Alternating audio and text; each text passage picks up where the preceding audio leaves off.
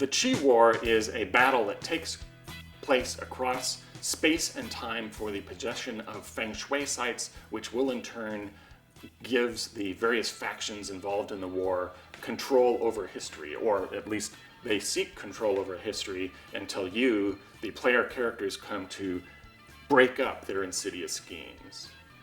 The Eaters of the Lotus are the evil eunuch sorcerers from the ancient wuxia past.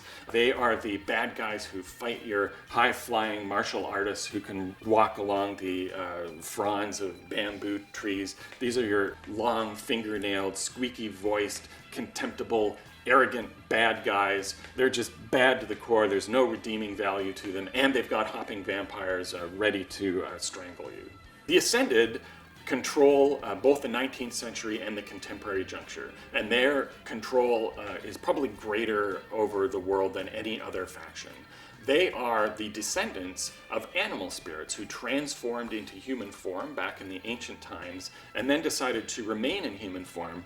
There are exorcist monks and other people who want to turn them back into their animal forms. They don't want anything to do with that, so what they did is they took over and changed the world, took Feng Shui sites and drained magic out of the world so that they remain in their human forms. No one can muster the magic to reform them. The guiding hand are the rebel monks of the 19th century. They've decided to fight back against Western domination and corruption through the serenity of their martial arts powers and their mastery of Chinese philosophy.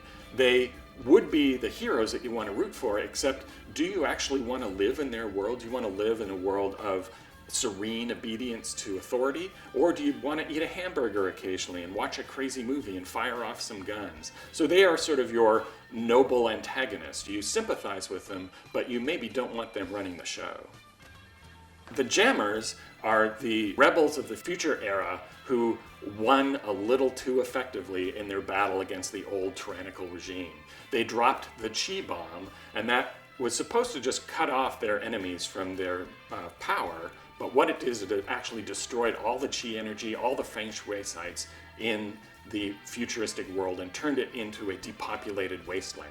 And now their commander, the cyborg ape battle chimp Potemkin, overcome by remorse, wants to undo what he has done. Unfortunately, since there are no Feng Shui sites in the futuristic world anymore, that means he still has to go back in time through the netherworld and take over sites in the other three junctures. And his remorse is such that he doesn't necessarily care too much about the damage that he does, trying to undo the damage that he has already done. The Simians are the new faction from the future juncture. They are a split-off faction from the Jammers. Their leader, Furious George, also a cyborg ape, was previously the second-in-command to Battle Chimp Potemkin.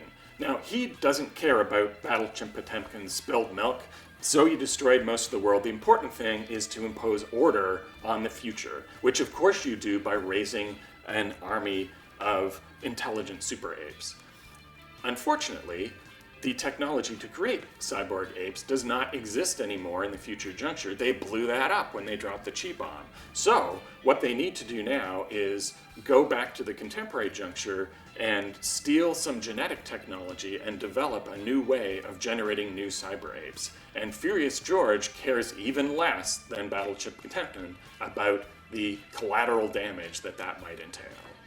The four monarchs are the rulers, sort of the netherworld, to the extent that anyone rules the netherworld. They used to rule the entire world back when history was completely different, when our modern era was a world of high magic.